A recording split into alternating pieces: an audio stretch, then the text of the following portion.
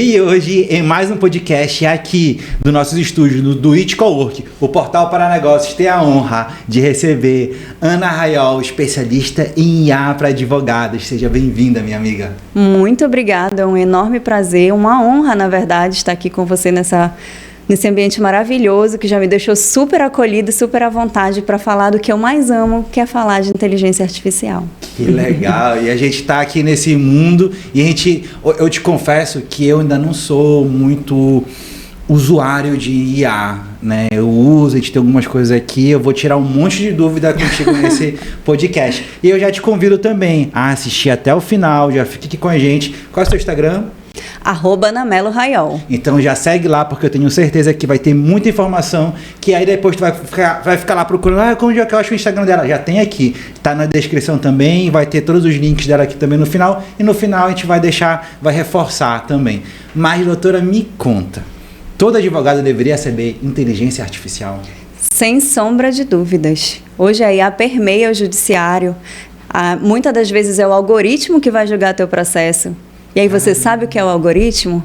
Você sabe como o algoritmo funciona? A gente vai já falar dele, Mas antes também eu quero te convidar a seguir aqui, te inscrever no nosso YouTube, né? Não te esquece de te inscrever, porque eu tenho certeza que nesse podcast vão ter informações que quem assistir e aplicar, com toda certeza, vai mudar a sua visão sobre inteligência artificial. Sem sombra de dúvidas. Mas antes pra gente começar, daqui a pouco a gente vai falar do algoritmo, eu quero que a senhora se apresente. Eu sou Anamelo Raiol, sou professora e expert em IA para a área jurídica. Tenho aí uma longa trajetória já nessa área, desde 2023, dando aula em todo o Brasil, formada e sendo a primeira mestre em inteligência artificial lá na Universidade da Flórida, nos Estados Unidos. E convido vocês a conhecer um pouquinho mais do que é o nosso segundo cérebro, conhecido como inteligência artificial. Caramba, e hoje o advogado que não está usando inteligência artificial, eu posso dizer que ele está fora do mercado? Ainda não. Ainda não, né? Ainda não. Mas você lembra quando a gente saiu dos sistemas de papel para a internet? Verdade. Quem ficou no sistema de papel se aposentou. Porque agora está tudo na internet. Está tudo na internet também. Estamos vendo esse avanço de que está tudo na IA. Tudo indo para a IA. A IA é a nova internet. Como sobreviver sem internet no mundo interconectado? E aí, onde foi que nesse caminho da internet para IA, tu viste e falaste assim, caramba, vai mudar tudo, tenho que ir para esse caminho agora? Então, eu fui fazer um fellow na Yale Law School nos Estados Unidos, fui fazer um summer program no verão de 2023.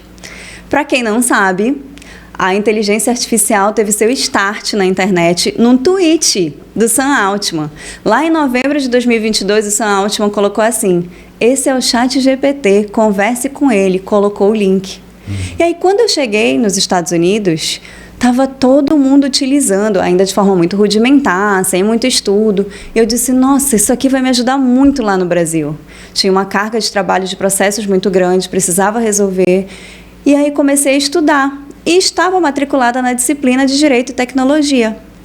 E lá tinha um professor excelente que nos levou, nos mostrou como que funcionava, voltado mais para o campo jurídico. Eu já voltei com isso de lá, em julho de 2023, quando mal se falava em IA no Brasil. E tava todo mundo ainda tateando assim, o que é o... Isso. Né, tava aquele... É um chat? Não, é um...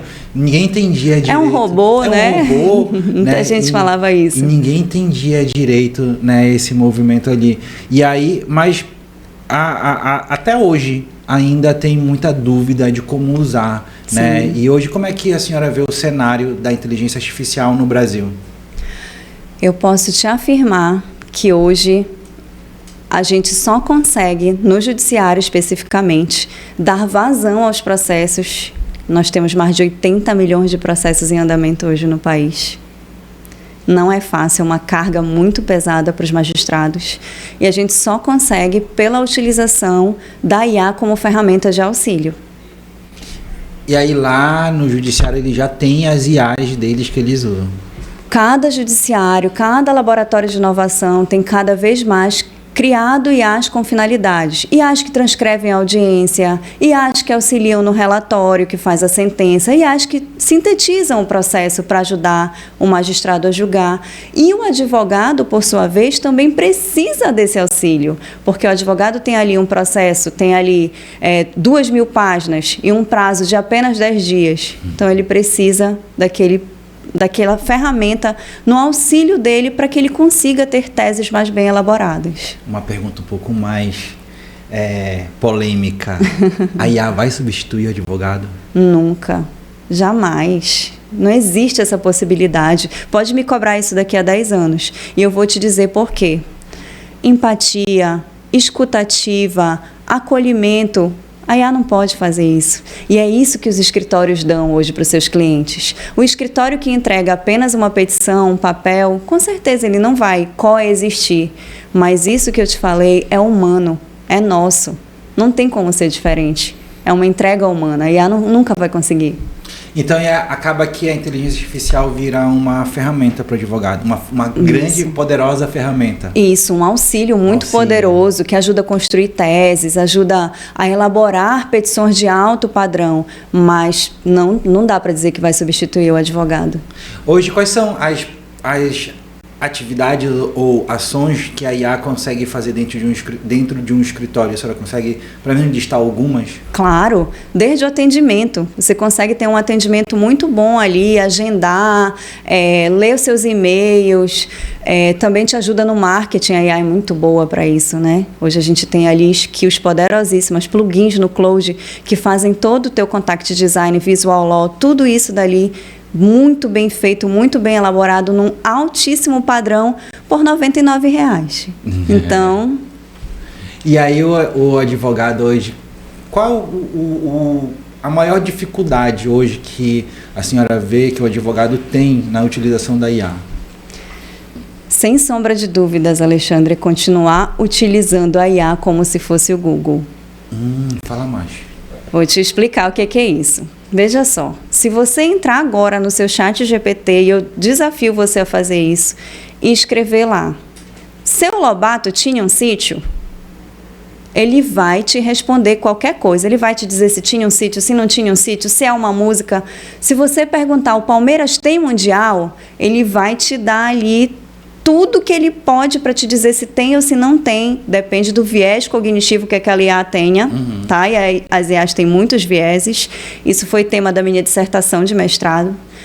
E a IA, ela vai te responder qualquer coisa. Usar a IA como o Google só para fazer uma pergunta e esperar uma resposta é colocar a sua OAB à disposição. Porque vai ter uma alucinação, para quem não sabe, é uma invenção que a IA cria e te responde, porque ela foi construída para responder. Não importa a resposta, ela vai te responder. Então, isso daí é um lado negativo que as pessoas têm que entender.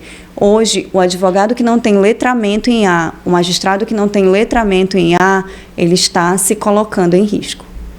E aí, nesse momento agora, seria essa alucinação, esse viés da IA, seria o algoritmo que a gente falou agorinha? O algoritmo, na verdade, é o que a IA mapeia sobre o que ela está estudando ali naquele momento. Então, pensa assim que a IA é aquele grande filósofo da era antiga, ali da Grécia. E ele estudou, mas estudou em grandes volumes de texto. Isso é uma LLM, né?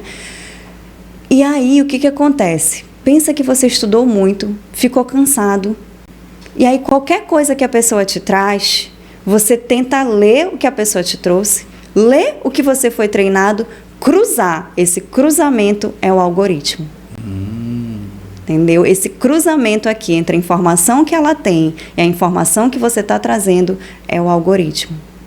Então, tudo hoje gira em torno de algoritmo. O Instagram é um algoritmo, né? O Instagram ele vai verificar o que tem ali de bom. Por exemplo, eu tenho falado muito de prompt injection, que está muito em alta, em razão, né, de uma das IAs aqui do nosso estado, do Pará, ter pego advogadas que estavam inserindo prompts maliciosos e, por meio desses prompts maliciosos, dando uma ordem para a IA do colega, para a IA não contestar de uma forma eloquente, né? Contestar, vamos dizer assim, de forma fraca, para que eles perdessem. Então, veja, isso tudo aí é algoritmo. Isso tudo aí entra no que a gente está falando. Um verdadeiro embate entre o algoritmo do advogado, o algoritmo do magistrado e o algoritmo da outra parte.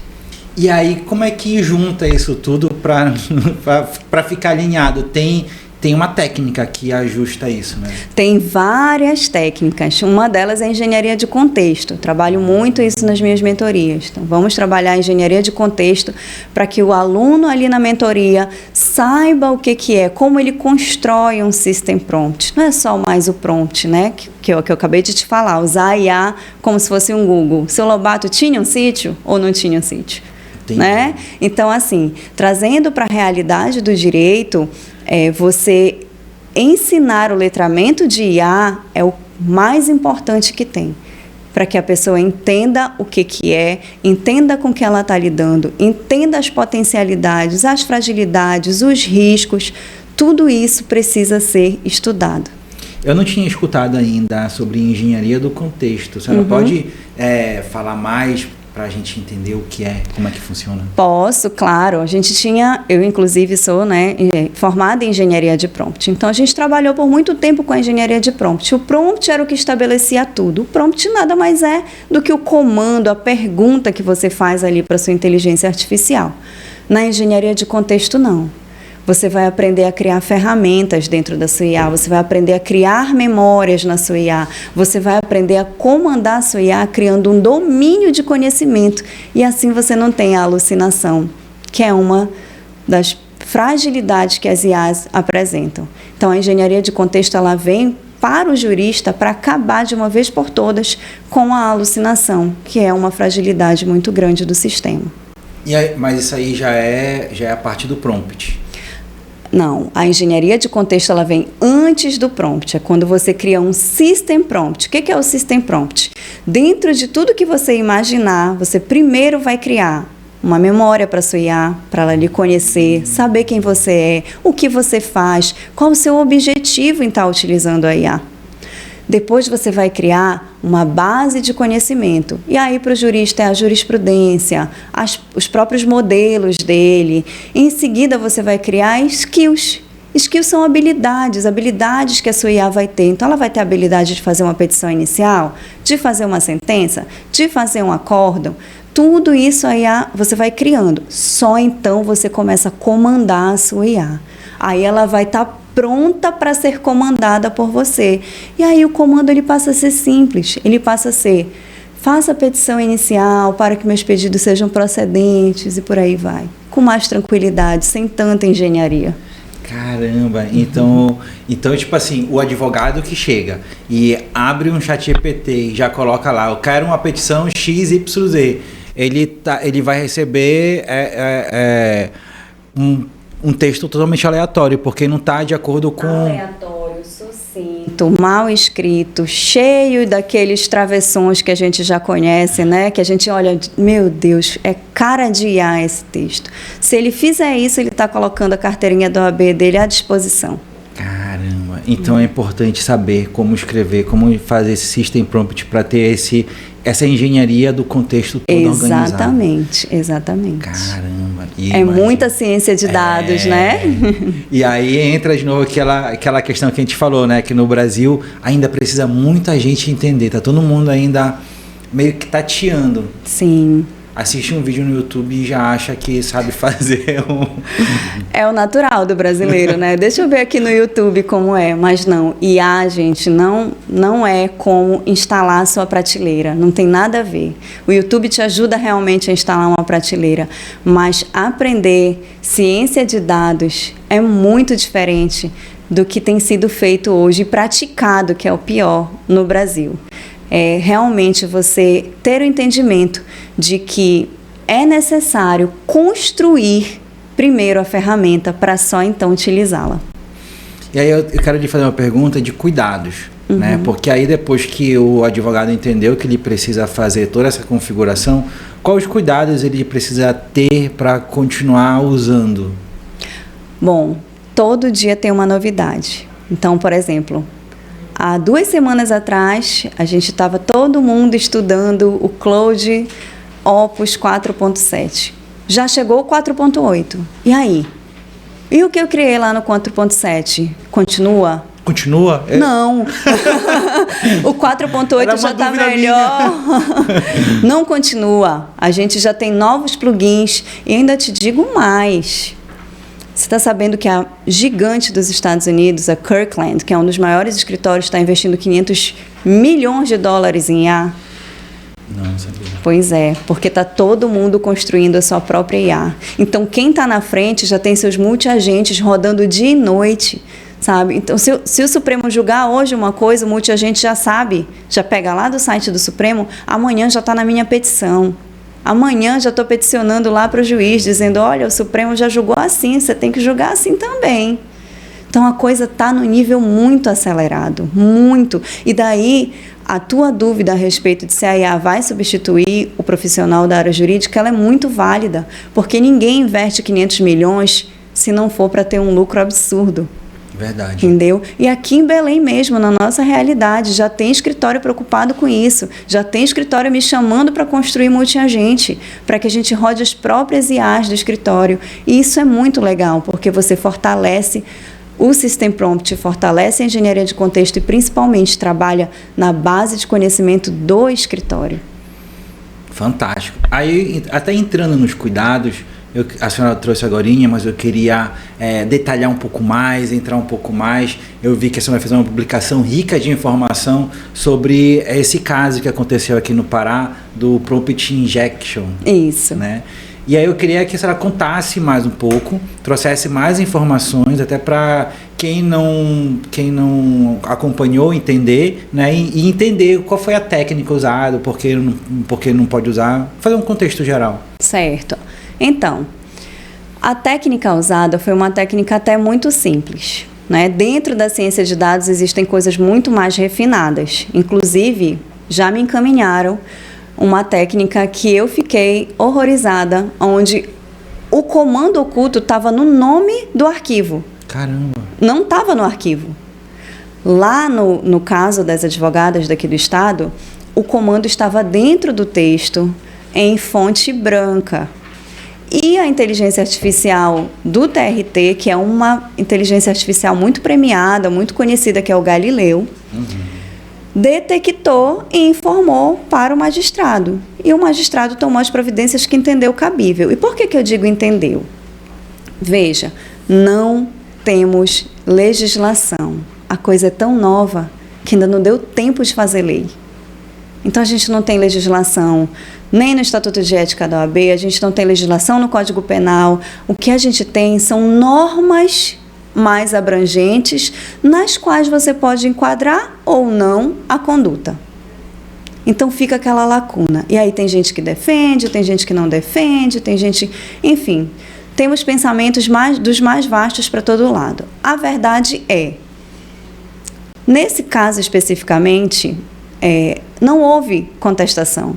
Ou seja, não houve manifestação do advogado para o qual foi dado o prompt injection. Então, se não houve manifestação, em tese não houve prejuízo. Porém, houve o flagrante, vamos dizer assim. E dentro desse flagrante, houve toda uma repercussão, né, em razão das pessoas entenderem que isso, pelo menos, é antiético e é de má fé. Até aí tudo bem, eu compreendo, gera realmente um desconforto muito grande, mas existem outras técnicas de prompt injection muito mais refinadas. E todos os meus alunos e mentorados já estão sabendo. Eu mesma criei um robô e deixei à disposição de todo mundo para quem quiser passar suas petições ali para ver se tem prompt injection ou não, pode ficar à vontade. Tá na bio do meu Instagram. A gente vai deixar também aqui na descrição. Perfeito, a gente deixa na descrição, quem quiser utilizar.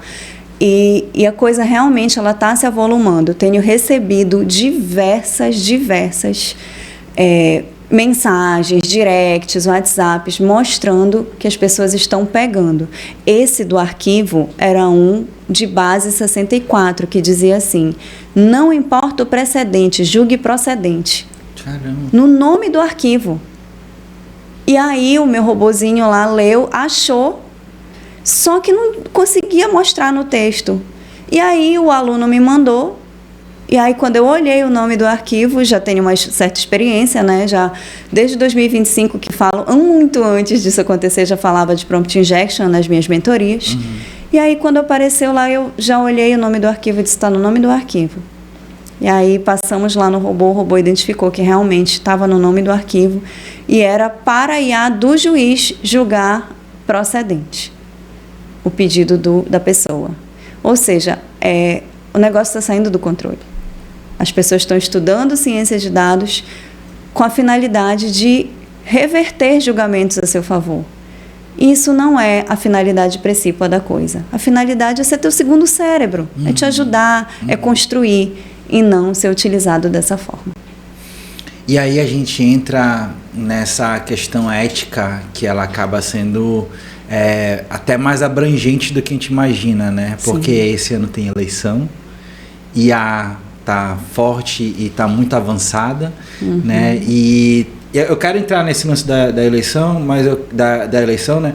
Mas eu quero também ter um ponto de uso de imagem, né? Logo quando lançaram a imagem na IA, veio toda aquela questão de tipo fake. Agora eu vou até mais simples, até bem mais simples. Tipo, há um modelo que fez uma campanha para uma marca, a marca pode continuar usando através de IA a mesma imagem dela, pode criar agora um vídeo com aquela imagem, e aí onde é que fica, até onde vai o limite do uso da imagem, né? E aí começa várias discussões. Isso é ético ou é antiético?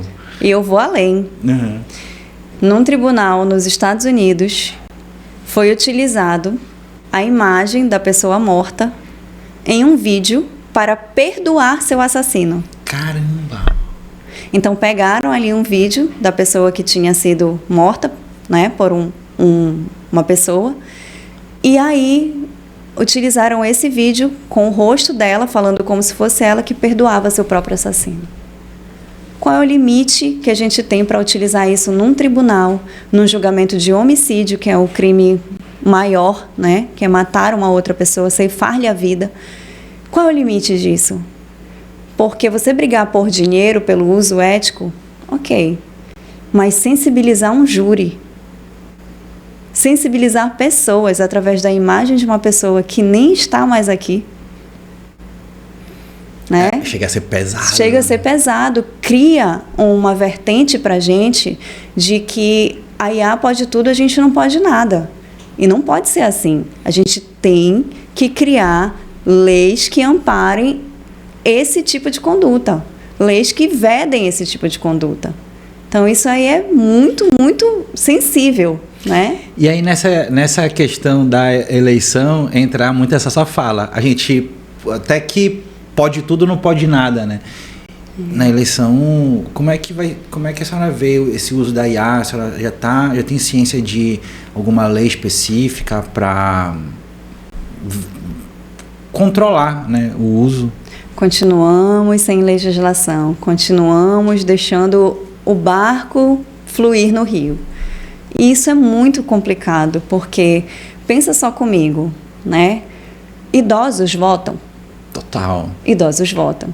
E quem mais cai em deepfake? Idosos. Entendeu? Se não é alguém mais jovem dizer, mas isso aqui é IA, não acredite. A gente caiu. Quem não ficou sensibilizado com o canguru querendo embarcar? Várias pessoas ficaram sensibilizadas, né? Muita gente viu, coitado, mas deixa um cachorro embarcar. Eram os comentários, né? Deixa um cachorro embarcar, deixa um gato embarcar, por que não deixaram um canguru? E aí virou aquela... Aí depois, gente, era IA. Então, muita gente fica sensibilizado com essas coisas. Imagina numa eleição polarizada como a nossa. Pensa em uma eleição onde nós temos ali antagonistas crassos, que já vem de um tempo, né? Isso vai ser muito complicado. E o Tribunal Superior Eleitoral vai ter que lidar com coisas que nem imagina. Esse vai ser um ponto na nossa história que a gente vai contar lá na frente, né? Com certeza. Aquela eleição que não tinha legislação para IA. Mas aí voltando, né? Voltando para a questão do advogado, né? Desse movimento todo. Hoje a senhora tem uma mentoria. Isso. Né? E essa mentoria ajuda eu queria que a senhora falasse no contexto geral e como é que funciona tanto a mentoria quanto a sua, não sei se é assessoria ou consultoria, né? Direto, como a senhora falou que está atendendo um escritório aqui de amigas nossas, né? Mas me conte primeiro da sua mentoria. Então, a mentoria, ela surgiu dessa necessidade premente que a gente vê do letramento. Então ela nasceu ali pequenininha e tudo, e aí a gente ainda falava muito na época, né, de ChatGPT, porque era o auge, né? Eu brinco que o ChatGPT, ele é a Virgínia das IAs. Ele é famoso, todo mundo compra os produtos, mas hoje a gente tem o William Bonner das IAs, que é o Claude para a área jurídica. Por que é o William Bonner? Sério, entrega o produto bom, fala bem, escreve bem, é um verdadeiro jornalista ali da bancada do Jornal Nacional. Então, assim, comparando os produtos, a mentoria começou menorzinha. E aí ela foi se avolumando, começou mais voltada para os magistrados. E aí ela começou a se expandiu para os advogados. Por que eu faço essa divisão? Porque eu entendo que a necessidade do advogado é uma e a necessidade dos magistrados são totalmente diferentes, né? Então, aqui tem o julgador e aqui tem as pessoas que estão buscando uma prestação jurisdicional, que são os advogados. E aí eu dividi as mentorias entre um e outro, e são contextos totalmente diferentes, é personalizado mesmo para esse público, diferente de todas as mentorias que tem por aí, que as pessoas só gravam e aí você vai vendo o que serve e o que não serve para você. Então não é assim, não funciona desse jeito, é totalmente personalizada, para que aquela pessoa se sinta acolhida, para que ela veja, olha, realmente esse prompt aqui eu posso usar no meu trabalho, esse prompt aqui vai definir o que eu vou ter de contratação no meu escritório. Então, realmente é algo muito específico para cada público. E aí ela nasce dessa necessidade do letramento, das pessoas estarem utilizando de forma rudimentar, quando existe toda uma profissionalização por trás. Como eu te falei, agora a gente trabalha em outra era, né? Trabalha ali com o System Prompt, com a engenharia de contexto, em uma manobra totalmente diferente do que se trabalhava lá no comecinho, que era com a engenharia básica de prompt, né? Um chain of thoughts, um tree of thoughts, e assim se fazia a coisa ficar funcional. Hoje a gente não tem mais a coisa funcional, hoje eu tenho a coisa trabalhando por mim, que é o multiagente, que é algo bem diferente, mas é algo que funciona muito bem para o direito. A senhora pode explicar um pouquinho do que é o multiagente? O multiagente de IA, vou explicar para você. Já conhece a Enter? Não. Não? A Enter é a primeira unicórnio da América Latina, fundada por brasileiros. Tá? No conselho dela, a gente tem o ex-presidente do Supremo, o ministro Barroso, o Luciano Huck, marido da Angélica, e o Roberto Quiroga. Então, um conselho ali já de peso, né? E ela tem um valor altíssimo de mercado, como eu disse, é uma unicórnio, então vale mais de $1 bilhão. E ela trabalha especificamente para o direito. O que a Enter faz? Através dos seus multiagentes, que são vários robozinhos ali rodando, ela tem como clientes Nubank, Airbnb, Latam. E o que ela faz? Petição, contestação, contrarrazões, cria teses, verifica os contratos, se os contratos são válidos ou não. Então, ela não foi trabalhar para escritório, ela foi trabalhar com os grandes clientes. E ela já é um sucesso porque só no Nubank ela já aumentou em 6 pontos percentuais as causas ganhas. Então, a gente tem ali uma startup absurda que roda com multiagente, que nada mais é do que robôs criados especificamente para trabalhar naquela vertente. Então, a Enter tem ali vários robôs que vêm, pega o contrato ali do Banco BMG, olha se está tudo certo, manda ali para o advogado ele só audita a Enter, ele não trabalha especificamente. Manda ali para o advogado dizendo, tá aqui, olha, foi pago isso, foi pago aquilo. E aí eles levam isso para o juiz e o juiz diz, não, realmente o BMG tem razão. Por quê? Porque a tese é tão eloquente, porque o multiagente foi construído especificamente para isso, Pensa num chat GPT, num Claude, num Gemini, construído especificamente para ti. Isso que é um multiagente, é algo construído tão especificamente que passa a ser teu cérebro, entendeu? Então ele comanda ali de uma forma absurda, com uma base de dados, seja ela lá do Google, seja ela lá do Claude, seja ela lá do ChatGPT, mas com uma base de dados muito grande, mas que serve especificamente para o teu propósito. Olha, eu já quero um multiagente aqui pro portal, né, Lucas? Porque acaba que a gente também tem um movimento de processos bem definidos e organizados. Talvez um multiagente conseguiria pegar o que acontece constante. Sim. E transformar aquilo. Por exemplo, a senhora já fez sua matéria com a gente? Ainda não. Ainda não, né? Não. Então a matéria ela tem um fluxo, um processo já todo desenhado, né? Até a entrada, né? Aquele movimento todo da matéria que a gente faz aqui dentro é um movimento todo organizado. E aí eu acho que talvez o multiagente que se conecte nisso, né? Eu creio que sim. Que fantástico. Aí o multiagente ele funciona, no caso, a sua mentoria ajuda a pessoa a criar um multiagente? Não, aí é só na minha consultoria. Na minha consultoria eu estabeleço, eu sento com a pessoa, verifico o que precisa e vou criando multiagentes para várias tarefas. E aí a pessoa fica totalmente conectada, seja dentro do Claude, seja dentro do ChatGPT, do Gemini, por API, como a pessoa quiser, eu crio multiagente, claro, sempre visando o maior ganho de eficiência e econômico, né? Porque dinheiro não está fácil. Então, para que a pessoa tenha uma economia, às vezes eu faço multiagentes ali que ela malgaste, que ela gaste muito pouco, e aí isso ali fica rodando para ela 24 horas, o tempo que ela quiser, para que ela não tenha que ter gastos extraordinários tendo que contratar outros profissionais, porque ela já tem um multiagente para isso. A senhora consegue compartilhar com a gente algum case, alguma história relacionada da sua mentoria ou da consultoria que a senhora conseguiu resolver ou trazer uma solução com multiagentes ou outra solução com IA? Tenho vários cases assim que são meus queridinhos, mas eu vou falar de um especificamente. Acho que foi a primeira vez que eu realmente sentei para fazer algo projetado para um escritório de advocacia. E me ver ali incorporada novamente ao ambiente da advocacia foi muito gratificante, porque eu já estou há 15 anos no serviço público. Então, são 15 anos sem advogar, mas sempre fica, né, na nossa pele aquela marca, né, de lembrar do tempo que a gente estava ali tentando impulsionar o processo.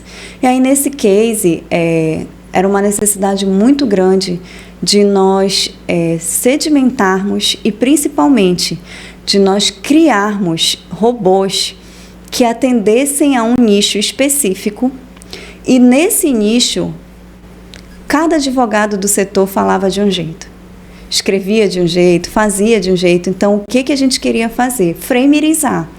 Criar uma framerização contínua para que, ainda que aquele advogado saísse, quem viesse só continuasse aquele processo. Isso é muito bom para o escritório, porque imagina você não ter que treinar alguém, porque já está tudo ali na cabecinha do robô. Então, esse foi meu case de mais envolvimento sentimental, sabe? Porque realmente eu me doei para aquilo, para que a gente alcançasse um nível de eficiência e não deu outra. Hoje eles estão todos organizados, continuam trabalhando com os robôs, elaborando cada vez melhor as peças e tendo sucesso. Porque isso que importa no final das contas, porque o teu cliente, o cliente deles lá no caso, né, quer o resultado, quer ganhar a causa. Então, trazer esse ganho de causa para eles, nossa, faz meu dia ficar muito melhor. Fantástico. E com mais tranquilidade, né? Mais velocidade, acredito que dá, sim. Dá uma pegada diferente para o advogado ali. De sim, como resolver, principalmente, né, com relação à qualidade de vida. Que eu acho que esse é o meu maior propósito, sabe, Alexandre? Eu depois de comecei a usar a IA, eu ganhei muito em qualidade de vida. Eu tive tempo para mim, eu emagreci 20 quilos. Nossa. Eu pude performar. Hoje, graças a Deus, eu sou entregue à seita das corridas, porque eu tenho tempo. Eu tenho muito tempo. Então, eu desfruto disso. Imagina o que é para uma pessoa de 41 anos poder dizer, em idade produtiva, né? Poder dizer, eu tenho tempo. Eu tenho tempo para me dedicar. Fantástico. Isso é muito legal. Eu posso me dedicar não apenas a mim, mas também a ajudar as pessoas e a trazer essa qualidade de vida. E aí, para a gente continuar no fluxo da mentoria, a senhora consegue trazer para a gente uma lista, um checklist do que a pessoa vai ter dentro da sua mentoria? Consigo, com certeza. Então, a pessoa, quando ela entra na minha mentoria, ela vai passar por uma fase teórica, porque ela precisa entender o que é uma janela de contexto, o que é um token, o que é uma arquitetura transformer. Você sabe o que é uma arquitetura? Eu não sei. Com esse nome... Não sei o que é token. Eu sei que acaba, só não sei o que é. Então, a pessoa ela precisa entender esses conceitos. E aí ela passa por uma pequena parte teórica só para entender. E aí a pessoa já entende o diferencial. Ela já entende, caramba, eu estou aqui porque eu realmente vou aprender. E aí depois é prática. É só prática. Então, a gente vai aprender a criar estilo de escrita, aprender a fazer um texto sem cara de IA. Sabe, eu aposto alguém ler um texto meu e dizer, isso aqui foi feito por IA. Impossível. Ana, tu usou o humanizador. Não usei. Isso tudo faz parte de um system prompt bem construído. Vai aprender a criar memórias, vai aprender a condutar a IA. Sabe condutar uma IA? Não. Isso é muito importante. Muito importante. Isso é uma das coisas que vale para todas as IAs e que a maioria dos usuários não sabem fazer, que é condutar a IA. E a IA, ela só cria memória a partir de regras de conduta. Então, se quem não sabe condutar a IA, está usando de forma amadora. Total. Entendeu? Então, a pessoa que entra para a minha mentoria é uma das coisas que ela aprende. Ela vai aprender a criar os seus próprios robôs, ela vai aprender a criar estilos de escrita, ela vai deixar o algoritmo entender o estilo de escrita dela. E aí o algoritmo começa a replicar. Então, essa é a essência da nossa mentoria, é ensinar o que realmente é a ciência de dados hoje para a área jurídica. Que fantástico. Eu acho que as pessoas precisam... Eu preciso... Né? A senhora falando tudo isso aí eu confesso que eu desconheço, né? Eu sei o básico talvez não saiba nem o básico, eu esteja fazendo errado ainda, mas eu acredito que é o que a gente falou no início, né? O Brasil ainda está tateando, ainda está entendendo o movimento, e acredito que daqui a pouco a gente vai estar bem mais evoluído, né? Nesse movimento. E aí eu queria que a senhora desse um conselho para aqueles advogados que ainda não iniciaram a sua carreira dentro da IA. O meu conselho para o advogado que ainda não transitou do analógico para o digital, que ainda não comprou a ideia da IA, deixa a IA te auxiliar 24 horas e fala comigo se isso não muda a tua vida. Olha! Agora aproveitando na mesma pegada, eu quero que a senhora pense naquele advogado que é o mesmo advogado, né? E faz aquele convite para ele vir conhecer a sua mentoria aqui para essa câmera, para virar aquele corte, estilo pitch. Na nossa mentoria, você vai aprender a ter alguém para te auxiliar 24 horas por dia. E não apenas isso, você vai aprender que é possível trabalhar com qualidade, entregar produtos vencedores, mas principalmente ter qualidade de vida, que é o que eu desejo para todos nós. Que fantástico! Chegando aqui no finalzinho, eu quero lhe agradecer por esse podcast.